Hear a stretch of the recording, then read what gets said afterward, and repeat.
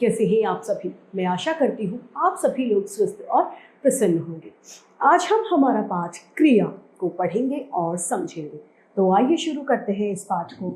यह है पाठ 11 क्रिया 1। तो क्रिया किसे कहते हैं? तो हमारे द्वारा कुछ भी किया जाना या होना पाया जाना क्रिया कहलाता है। जैसे कि बारिश होना क्रिया है, नहाना, खाना, पीना, दौड़ना, नाचना, गाना, यहाँ तक कि टीवी देखना, मोबाइल देखना, सभी कुछ क्या है? क्रिया। कुछ क्रिया ऐसी होती हैं जो हमारे द्वारा की जाती हैं और कुछ क्रिया ऐसी होती हैं जो स्वतः होती है, यानी प्राकृतिक क्रियाएं होती हैं जिन पर हमारा कोई जोर नहीं होता। बरसात का मौसम है, झमाझम बारिश हो रही है। बारिश का होना क्या है? क्रिया। बरामदे में वीना और विनीता बैठी हैं, बैठना क्रिया है। वह हलवा खा रही है, हलवा खाना क्रिया है। रिंकू अपने डॉगी जैकी के साथ बरसात में खेल रहा है, खेलना क्रिया है। माँ कॉफी की ट्रे लेकर आ रही है, चाय लेकर आना क्रिया है। ये सभी शब्द क्या है? क्रिया शब्द है। यानी हम ये कह सकते हैं कि जिन शब्दों से किसी काम का होना या करना पाया जाता है वे शब्द क्रिया शब्द कहलाते हैं। क्रिया का मूल रूप धातु कहलाता है। क्रिया के दो भेद होते हैं, पहला कर्म के आधार पर और दूसरा प्रयोग के आधार पर। कर्म के आधार पर क्रिया के दो भेद होते हैं, अकर्मक क्रिया और सकर्मक क्रिया। पहला है अकर्मक क्रिया। अकर्मक क्रियाएं ऐसी क्रियाएं होती हैं जिसमें कर्म का अभाव होता है, यानी ये कर्म के बिना होती हैं, ये क्रियाएं अकर्मक क्रियाएं कहलाती हैं।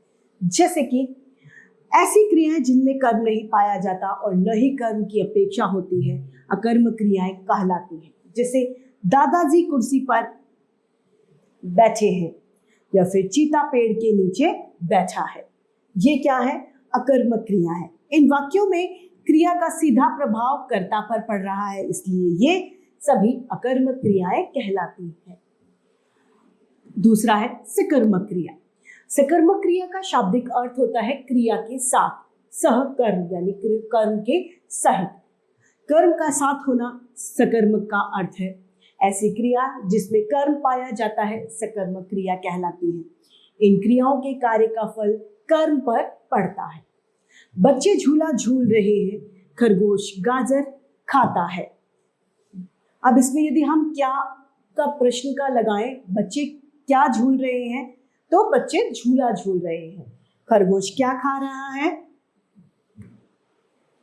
तो खरगोश गाजर खा रहा है, यानी हमें हमारे प्रश्नों का उत्तर मिल जाएगा। अतः हम कह सकते हैं ये सकर्मक क्रिया के उदाहरण है। सकर्मक क्रिया का कभी एक कर्म होता है तो कभी दो कर्म।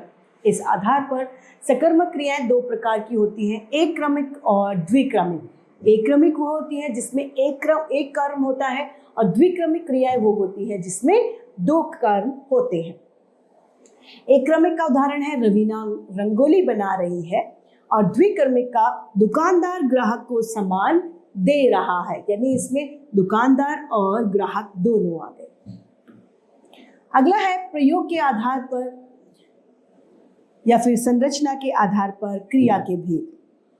इसके आधार पर चार प्रकार की क्रिया होती है, प्रेरणार्थक क्रिया, संयुक्त क्रिया, नाम धातु क्रिया और पूर्णकालिक क्रिया।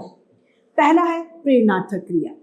जिन क्रिया शब्द से यह ज्ञात होता है कि कर्ता कार्य स्वयं न करके किसी दूसरों को कार्य के लिए प्रेरणा दे रहा है, यह किसी दूसरे से काम करवाता है, तो उसे प्रेरणार्थक क्रिया कहते हैं। जैसे शिक्षक ने बच्चों से निबंध लिखवाया, ये क्या है?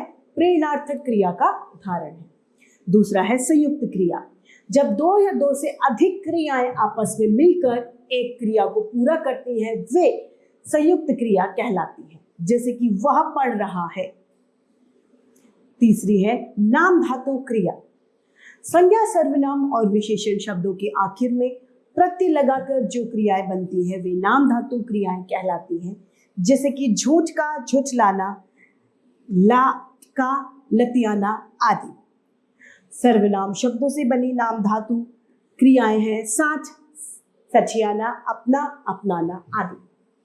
आखिरी है पूर्वकालिक क्रिया। पूर्वकालिक क्रिया यानी मुख्य क्रिया से पूर्व होने वाली क्रिया पूर्वकालिक क्रिया कहलाती है। जैसे दादाजी फल खरीद कर घर आए, यानी पहले उन्होंने फल खरीदे फिर वो घर आए।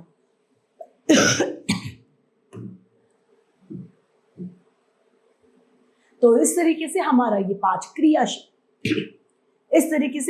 5 क्रिया समाप्त होता है। मैं उम्मीद करती हूँ सभी को ये 5 वाली भांति रूप से समझ में आया होगा। आज के लिए इतना ही, फिर मिलते हैं। धन्यवाद।